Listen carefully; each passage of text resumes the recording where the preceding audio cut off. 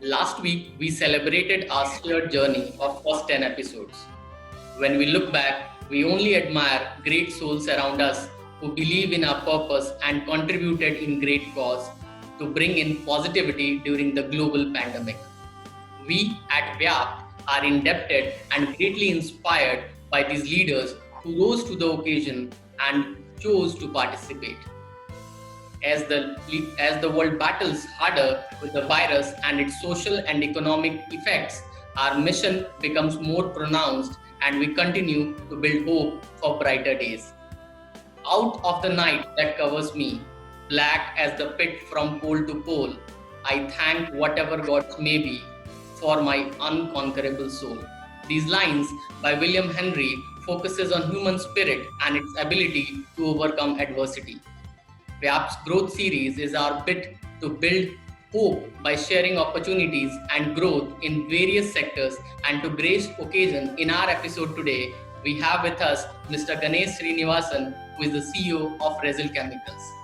Ganesh, with more than 3 decades of experience, has been instrumental in his great contribution in chemical industry.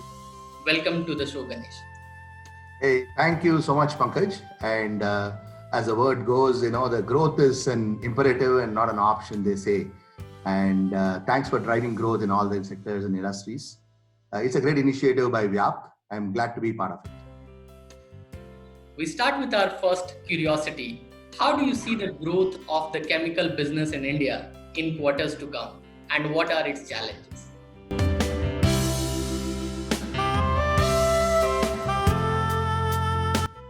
Let me give you the good news first. This year, the silver lining is India turned a net exporter of chemicals after years. So we did about 45 billion exports and about 44 billion imports. And so the net, we are there as a positive, which I think it's a great positive sign for the industry. And it also motivates and make people do better. And you know that India is quite good in certain sectors like pharmaceuticals. You must have come across in the COVID times. We are being approached by most of the MNCs abroad to really make drugs. Now the Oxford is going to use their technology to make some drugs, COVID drugs. So we are a great exporter of drugs and formulations, intermediates, and also agrochemicals, fertilizers, etc. At the same time, we also import certain basic chemicals which are intermediates which goes into the petrochemical industry. So that overall the export import needs to be balanced at some point of time, and that the imports can be controlled through certain duties and structures. At the same time, exports can be incentivized to really make it better. And this being the case, so I think the government is working hard to really make sure that the chemical industry grows at this point of time. Globally, that the growth of the chemical industry is about 4.5 CAGR, and it's a $3 trillion industry. And Asia contributes to about 40% of the exports into global marketplace. If you take India numbers, is about 2.1%. Is India's GDP, chemical contribution to the India growth GDP is about 2.1%, and 16% to the manufacturing GDP. So it's significant in terms as an industry, contributor. And this industry typically works on economies of scale, especially in the basic chemicals. And specialty chemicals, it works based on your, the skill sets and innovation and so on. So the cost plays a vital role in the industry, especially in the basic chemicals. And regulations plays a great role in basically the specialty chemicals industry. So India is quite poised to really take on these two challenges. And in the new coming years and coming months, I think there are a lot of investments coming into India. As I said, the petrochemicals industry, which is the largest importer of basic monomers, and intermediates, that ethylene and some of these methanol, acrylics, and polyols. All these, intermediates are imported. Almost 60% of our imports goes in that. And government is also looking at the Atmanirbhar program, where you have to become self-reliant at the end of it. efficiency they call. Mhm. That being the case, I think India will slowly attract investment in these sectors. Mhm. Know that the global oil majors, the Aramco and all these guys are investing in India at this point. BASF is investing in India. So that being the case, this petrochemical imports and raw materials and downstream products, which goes into the petrochemical industry, it's going to be self-sufficient in the coming years, which means imports are going to come down, which means you are going to be more stronger as an economy in the chemical industry. That's the point number one. And the next point is that, there is there was a McKinsey report last year, it was released, which talked about, the TRS, the share return to shareholders. That's just in India, and that is about 15% plus. Whereas if you look at other economies, it's around 5 to 6%. So there is more investment is going to go and flow into India because there is more returns to the shareholders. Simply, there's more money in this market. So there's more investments automatically driving and coming into these sectors. The next one is about the China factor. That China is gone through a lot of problems last year. Had one of the worst accidents ever in history. And in the Jiangsu province, there are almost 70 people died and almost 1,000 people got injured in this journey of, there was an accident, and this has caused their approach to various chemical industry in terms of regulatory and bringing down, because most of the plants in China are pretty old and they are all going out of the, maintenance, etc. So this is all causing a lot of problems, and eventually this is going to be a big, game changer in terms of how India can leverage this opportunity to really become, better in investing in these kind of times, to offer this opportunity. At the same time, sustainability is going to become the most important things. We can't give away regulations and give up on regulations, and it's imperative to become, very environmental friendly and sustainable. The new EA Act is also coming now, which is also going to drive growth and approvals in these sectors, which is going to be a big driver in this current, times. So that being the case, India is going to be a game changer in the chemical industry with this opportunity. And that the biggest change biggest opportunity, I would say, for India is that India is quite digital in its approach. We have got resources who are IT resources and digital resources. The mindset is digital for many of the youngsters today. So that being the case, it's going to be an easy game for India to move on to a digital platforms quickly and positively, very fast. So this is a big thing. It's going to happen in the chemical industry because automation, the IoTs and automation, analytics, everything is going to drive these industries, make it more efficient and more productive. That's very important for this industry because, especially the basics, the industry operates on scale, That being the case, you need to go digital. You have to be digital to become very productive and efficient. So India has all the tenets to really become a very digitally driven chemical industry. So that's going to be a biggest growth driver for us in the coming months and years. And the last but not the least, Indian industry is always quite good in both backward and forward integration. The backward integration, a lot of investments are coming into India. That's going to help Indian chemical industry. Forward integration is, I would say, is a much easier for India because India has a knowledge workforce. It's quite elite in terms of the way the skilled workforce is available in India with a lot of colleges, education is good. And we are actually already doing very good in all the specialty chemicals, which is a integration closer to the customers and consumers, FMCG products, etc. Where India has got a huge advantage of a skilled workforce, which can make these opportunities very fast. These are the actual tenets which are going to really Indian chemical industry growth, scale up, the investments is coming to India, the China opportunity, which is what China lost, India can capitalize, the digital approach and technology, and forward and backward integration capabilities, going to drive the chemical industry in the coming months and years. Exactly. So to sum up, you talked about three different things. One, you talked about the workforce available in India. The second, you talked about the kind of investment India is going to attract in coming future. And the third, you talked about our digital capability and our ability to understand technology and probably hone our skills according to the technology which is going to come in future and serve the world accordingly. So, very optimistic views, Ganesh. My second curiosity comes as a part of the first curiosity only. So, what are the major opportunities this pandemic has brought for chemical business in India? So, you already talked about, our exports has increased and imports comparatively has lowered down. And what are the transformations that required to excel in this changing landscape? So, when we talk about this transformation, we understand company wise the transformations can be different, but when we are talking more about from people side, also from organization side, large organizations may require larger transformations, smaller organizations may require smaller transformations. Can you throw some light on this?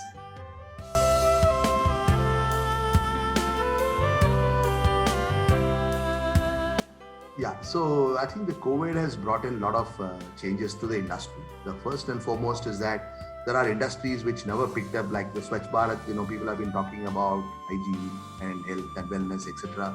I think this has given a big boost to that particular aspect of the attribute, I would say, because the people now start talking about hygiene and wellness, and the sanitizers markets have really skyrocketed, and the cleaning industry is going through a big transformation.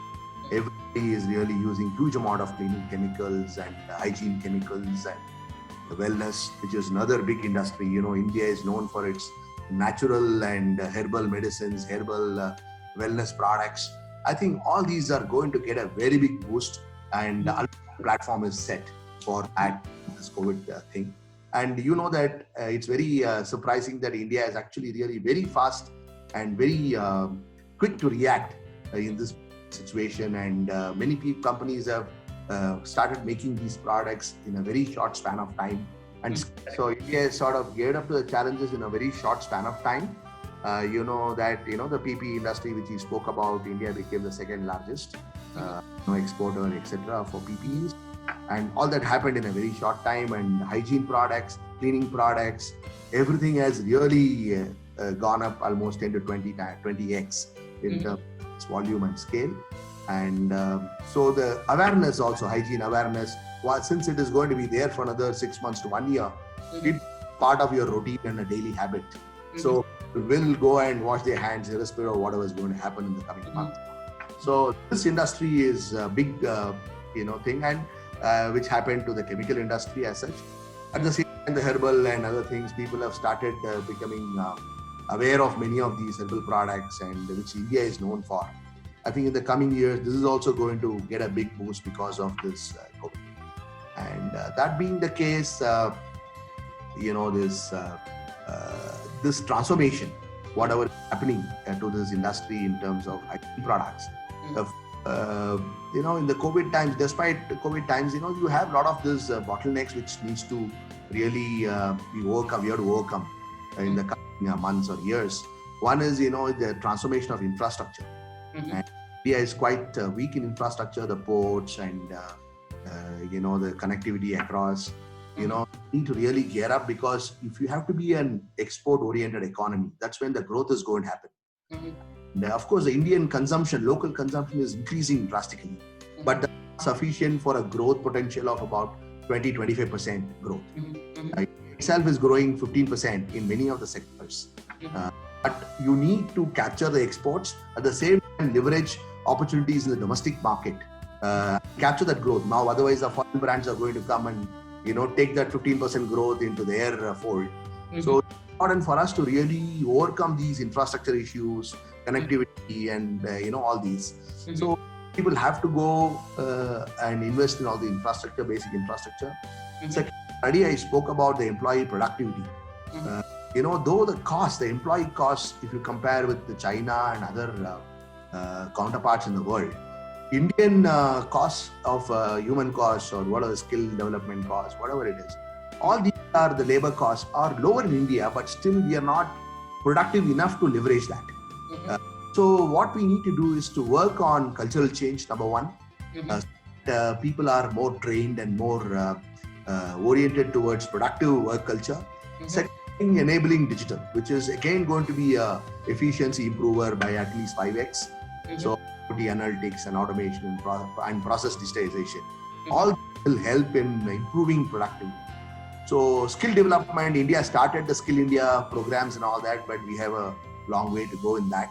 Mhm. So I think if these are put together, the Mhm. employee productivity is going to be really a key factor in overcoming this slow growth which India is currently facing.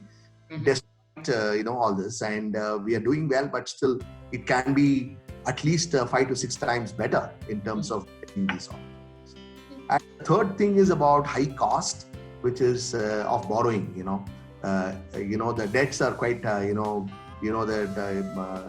debt reduction is most of the target for most of the industry, especially capital intensive industries. And that being the case, it's important for us to really the cost of finance should be lower. If you look at countries like Japan, if you look at the borrowing cost is much lower, less than 1%, 0.5%, whereas Indian borrowing costs are much higher. So how do you compete globally when you are not on the same platform or not in the same level playing field with respect to your cost of borrowing? So these are the three things I would say: the infrastructure and the productivity of employees and cost of borrowing. These are the three things which will, if you really focus, the chemical industry and also the other industries can really move up the ladder in terms and leverage our own growth. India is keeping your eyes closed. Next, India is going to grow. But are we Indians going to take that opportunity and growth in our hand, or are we going to give it out to MNCs, etc.? Atmanirbhar program of self-sufficiency, etc. We need to really focus to really leverage our own growth and take charge of that. I think we can address some of these basic things. I am sure that chemical industry will grow. So, Ganesh, you talked about that the growth is going to come, but are we actually ready and working towards the growth is very important. And you talked about three different things. The first thing you talked about, the culture has to change. There is a lot of technology which has to come in place to improve the productivity. You also talked about some lower uh, percentage of maybe the kind of loans the bank provide to different companies, so that you can probably have some global standards in terms of competing with different industries, isn't it? Yeah. So it's a level playing field in terms of borrowing costs. Yeah, So, in terms of borrowing costs. But let's talk about from employees' perspective, and let's talk about from future employees' perspective. What are the employment prospects as we see the growth opportunities in this segment? Because at this point of time, I'm sure you must be aware of that. Various industries have shed their employees because of so many reasons. Uh, and every as an individual, people want to know that what kind of employment prospects can they see, may not now but another 2-3 quarters to come, so that they can build hope for the future.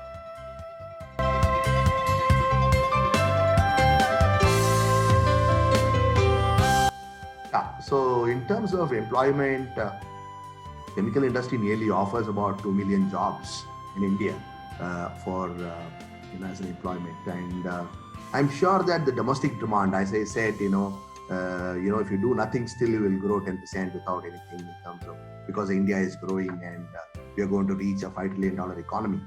So that being the case, we are going to grow, and the more growth opportunities going to come. And especially in the chemical industry, that the end use sectors, the agriculture or FMCG and retail and electronics and healthcare. That healthcare, huge government healthcare programs are coming up now. And these programs are really, the scale, if you really see, it's really mind boggling. And just by working on chemicals required for healthcare, you can really reach, billions of dollars of investments and growth sector. So the opportunities are enormous. So there are going to be a lot of jobs, lots and lots of jobs. Only thing is that skilled people and, like I said, the productive people are important to grab those jobs. Number one. Number two is that India's attractive as a manufacturing base is going to be more and more because of competitive labor costs and also the investments and the return to the shareholders, like what I explained earlier. These are going to be really drivers for bringing more and more industries into India, chemical industries into India, and that's going to drive more and more employment eventually. So that is the second thing. And the third thing is about ease of doing business. India, every year it's actually, really raising its bar and going up the scale, and that's a thing which is happening. And that's also going to drive a lot of companies going to startups, and new startups are going to come in all the sectors, including chemical sectors and specialty sectors. So if you really look at India's exports, you know that the specialty chemicals and pharma, such as agri and all these APIs, they are really growing more and more. And that being the case, people can leverage. Already we are about 50 to 60% of our exports come from this sector. So one is whatever strengths you have already, you please strengthen it more and more and leverage it. Therefore, you can grow faster. So these sectors would really give you opportunities for new people seeking jobs. Someone who wants really fast growth in the next 5 years, these sectors would provide you because they are growing. They are already strong and going to become stronger. And those who are waiting for a long term, for 10 years, 20 years return on their efforts, etc., I think there are a lot of white segments, where we are not really doing chemical business there. For example, electronic chemicals is huge. We are not doing there. Plastic additives, we are not really big. Flavors and fragrance, we are not big. Nutraceuticals, it's a big market abroad. We are not big. So these sectors, if someone joins newly, or someone from the college fresher joins, it's a big white space for him to really, I don't know that to call it as a blue ocean. So for India, and these markets can sort of, employment market can sort of grow in the next 5 to 10 years. And who are in those fields joining now will see the fruit after 5, 6 years or 10 years. They can be leaders and, growing in these sectors. I think there is enough and more and more opportunity available in the chemical industry. And the growth is already there about 12 to 15% in the specialty chemicals area. Where other industries, other sector globally, it's all only 4%. And being the case, there are already enough. I think people should look for either the growing companies now or new white sectors where segments where people can take on this. Ganesh, I have a question. If we are looking at 5 trillion kind of an economy, and it's an ambitious task, and we are very sure that if we continue to work really hard, we'll be able to achieve it. What do you think would be the kind of percentage of share would chemical industry contribute to a $5 trillion kind of an economy?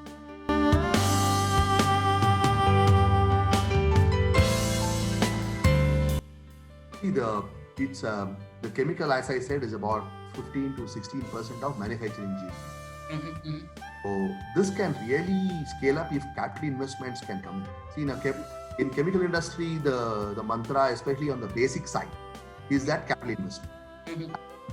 It's highly capital intensive. Therefore, more and more capital is put onto those industries. It's going to really grow very, very fast. And at the same time, we need to control the regulations part because environment is equally important. Correct. And therefore, we just can't really become passionate about growth alone, but balanced growth. Correct. Managing environment and growth. So, but the advantage for India today is any plant which is going to come up today will actually built as per the latest norms. As whatever plants available in Europe or China, everywhere, those plants are actually already very old, more than 20, 30, 40 years old. So today the environmental norms are so good. Now the new plants will actually really, for the next 20, 30 years, we are going to really have a good balance of environment and growth because all are going to be new plants and new investments. So that's a big plus point for India. And so that way, you can expect the $5 trillion economy chemical industry, if you just take manufacturing sector alone, Mhm. definitely this is going to be a big contributor and creator of job. And it's enough and more scope because India's internal consumption itself is growing at 15-20%. Mhm. So that being the case, you can expect a huge growth in the years in the next 10 years. So I think this will be a big contributor for a $5 trillion economy. Wonderful. In fact, very optimistic views from you about the kind of contribution chemical industry is going to make in while we reach $5 trillion kind of economy. My fourth curiosity comes from you as a person. So there are some rare traits which is seen in your career so far. You have been with one organization from the time you started. So, what inspired you, and what were the non-negotiators? And to our viewers, can you share us something from your personal life which helped you to build this trait? Because today it's very, very important. What we learn, we actually see, we actually do. So, if you could share something to our viewers, please.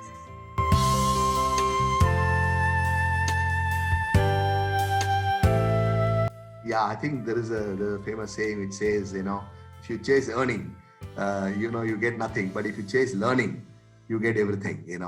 So it's sort of learning is going to be the biggest mantra for especially those who come out of the college and seek opportunities in these kind of industries. Mhm. And I would say that, people have to look at learning as one of their key traits, and and and that builds all the required tenets to really innovate, make yourself happy.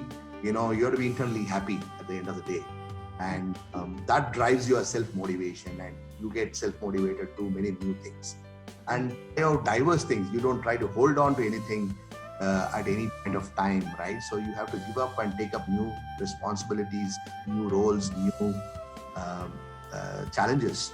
So therefore, it's important to really look at learning and taking on new responsibilities and growth.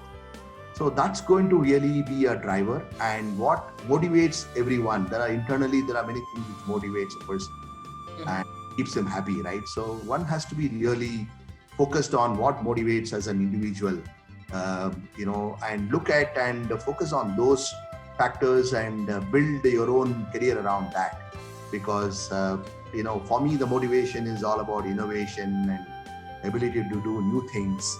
So I think that was my passion, and my I would say that's what I chase in life. So I've been getting it all along. So that's something which motivates me internally and keeps going.